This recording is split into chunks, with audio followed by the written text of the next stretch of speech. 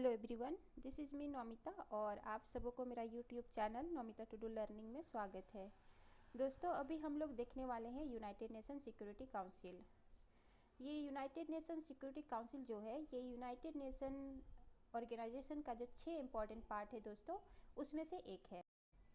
और ये जो यूनाइटेड नेशन सिक्योरिटी काउंसिल है, इसका काम क्या होता है? इसका काम होता है पूरा दुनिया में शांति स्थापित करना। शांति स्थापित करने के साथ साथ दोस्तों, जब दो कंट्रीज के बीच में जब युद्ध छिड़ जाता है, तब उस समय उस युद्ध को रोकने में सहायता प्रदान करना और वहाँ के लोगों को सुरक्षा देना और युद्ध को कम करना ताकि पूरा दुनिया में शांति बना रहे। ये काम यूनाइटेड नेशन सिक्योरिटी काउंसिल करता है। अच्छा, अभी हम लोग देखेंगे यूनाइटेड नेशन सिक्योरिटी काउंसिल के कितने मेंबर हैं। तो टोटल मेंबर है दोस्तों 15। यूनाइटेड नेशन सिक्योरिटी काउंसिल के पास टोटल 15 मेंबर है और उसमें से जो है 5 जो मेंबर है दोस्तों, ये 5 है परमानेंट मेंबर और जो 10 है ये है नॉन परमानेंट मेंबर। ये जो परमानेंट मेंबर है दोस्तों, वो है यूएस और यूके है, तीसरा है चाइना, फ्रांस और रशिया। दोस्तों, ये जो यूनाइटेड नेशन सिक्योरिटी काउंसिल के 5 परमानेंट मेंबर है, ये पूरे यूनाइटेड नेशन ऑर्गेनाइजेशन में इनका बहुत बड़ा रोल रहता है, क्योंकि ये जो 5 मेंबर है, ये सबके पास एक एक वीटो पावर है। और वीटो पावर किसको बोलते हैं? वीटो पावर को बोलते हैं ब्लॉकिंग पावर। मान लिया यूनाइटेड नेशन जनरल असेंबली में डिबेट एंड डिस्कशन करके एक रिजोल्यूशन पारित होता है, रिजोल्यूशन या प्रस्तावना वो पारित होता है, तो ये 5 कंट्री जो हैं, ये अप्रूवल देते हैं कि उस प्रस्तावना को आगे बढ़ने देना है या नहीं देना है।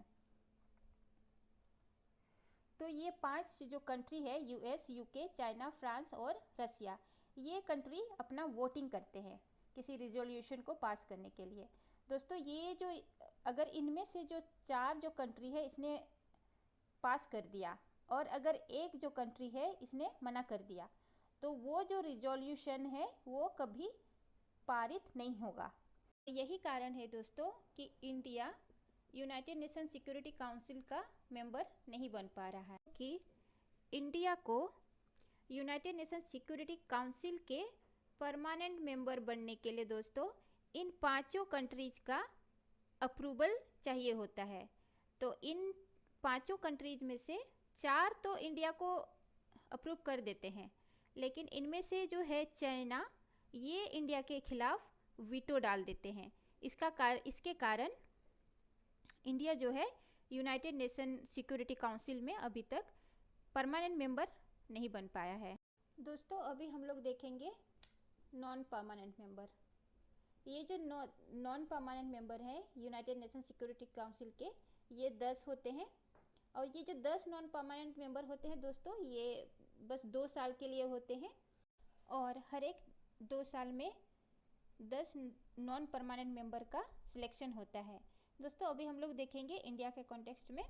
इंडिया अभी ये 2022 में यूनाइटेड नेशन सिक्योरिटी काउंसिल के नॉन परमानेंट मेंबर है और इंडिया का जो मेंबरशिप है non permanent, as a non permanent member United Nation Security Council में, वो 8वीं बार है। इस बार अगर 2022 को ले ले तो ये 8वीं बार यूनाइटेड नेशन सिक्योरिटी काउंसिल के नॉन परमानेंट मेंबर के तौर पे अपना योगदान दे चुका है। दोस्तों, यूनाइटेड नेशन सिक्योरिटी काउंसिल को हम लोग ने देख लिया। आगे का वीडियो में देखेंगे international court of justice. Thanks for watching. जय हिंद।